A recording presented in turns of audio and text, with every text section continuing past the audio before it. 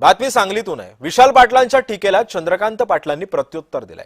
खासदारांनी मर्यादित बोलावं असं चंद्रकांत पाटील म्हणतात, तर भाजप लाचार पक्ष झालाय असं विशाल पाटलांनी टीका केली होती।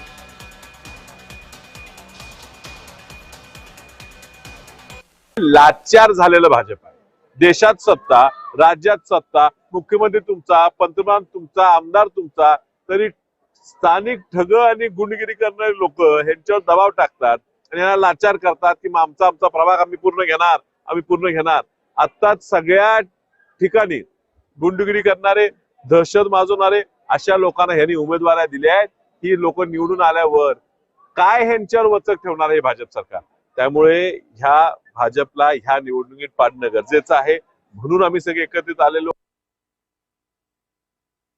त्यांनी हे बोलताना विचार करावा की ऍक्शनला रिएक्शन येते। हम किसी को टोकेंगे नहीं, हम किसी को टोकेंगे नहीं, यदि किसी ने टोका तो छोडेंगे भी नहीं। आता बघू 16 नंतर मग आम्ही पण बघतो ना, तुम्ही कुठलंही काम आमच्याकडे येऊन यायचं नाही तर आम्ही वाईट आहोत ना, आम्ही वाईट आहोत, आम्ही जातीयवादी आहोत, आम्ही वाईट आहोत। आता कुठलंही काम घेऊन यायचं, तुम्ही खासदार आहात ना, ताकद तुमची कामं करा।